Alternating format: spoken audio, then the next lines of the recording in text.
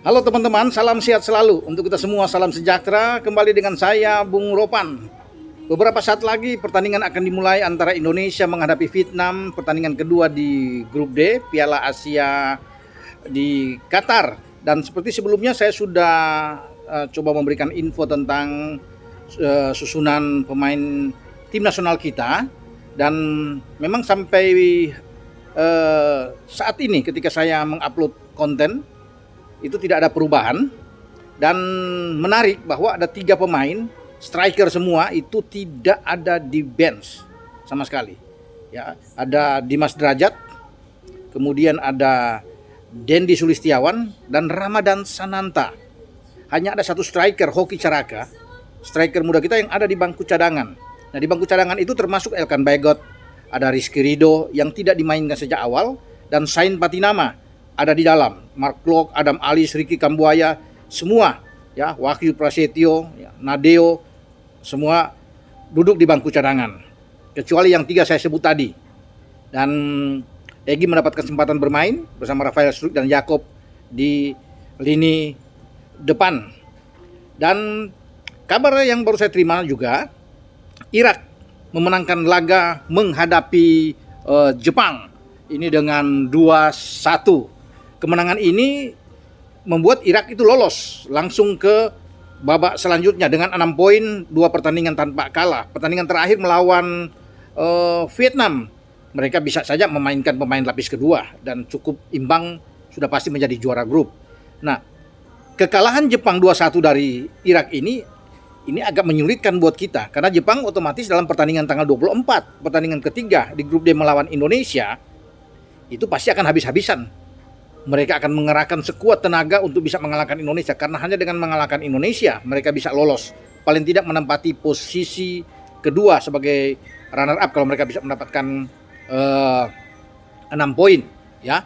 Dan menguntungkan bagi Vietnam, karena Vietnam kalau mereka bisa mengalahkan Indonesia dalam pertandingan nanti ini, ya mereka bisa berharap bisa draw dengan Irak di pertandingan terakhir, karena Irak sudah nggak ada pengaruh lagi, sehingga mereka bisa dapat 4 poin dan bisa lolos. Makanya kita harus bisa mengalahkan Vietnam dalam pertandingan beberapa saat lagi ke depan. 2 gol kemenangan Irak ke gawang Jepang itu dibuat oleh pemain mereka ya, yang masuk di babak kedua lawan Indonesia, Aimin Hussein.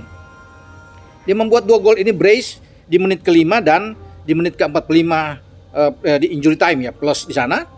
Dan Jepang harus bisa menunggu sampai waktu normal selesai. Bahkan ketika ada perpanjangan waktu ya, di 90+3 baru kapten kesebelasan mereka yang bermain di Liverpool, Wataru Endo, bisa mengecilkan ya kekalahan Jepang dengan 2-1. Begitu sulit Jepang bisa mencetak gol. Kita kalah 3-1. Jadi saya pikir ini wajar bagi kita. Kalau Jepang begitu sulit dan bahkan bisa mencetak gol sudah di injury time babak kedua, kita bisa membalas, bahkan bisa menyamakan kedudukan lewat Marcelino Ferdinand. Ketika Muhammad Ali bisa mencetak gol dan akhirnya Ferdinand bisa memanfaatkan umpan dari Yakob Sayuri. Dan bagi kita, saya pikir tidak ada pilihan lain ya. Kita berharap bisa menang melawan Vietnam. Tidak mudah saya bilang. Vietnam juga akan berusaha untuk bisa menang, apalagi Vietnam sudah mengetahui bahwa Irak menang 2-1 atas Jepang, dan ini akan memotivasi mereka untuk bisa mengalahkan Indonesia. Vietnam sendiri dalam line up yang sudah keluar itu juga ada perubahan yang dibuat oleh pelatih mereka, Philippe Trouzier. Justru pencetak gol mereka itu Nguyen Din Bach tidak ada dalam pemain cadangan.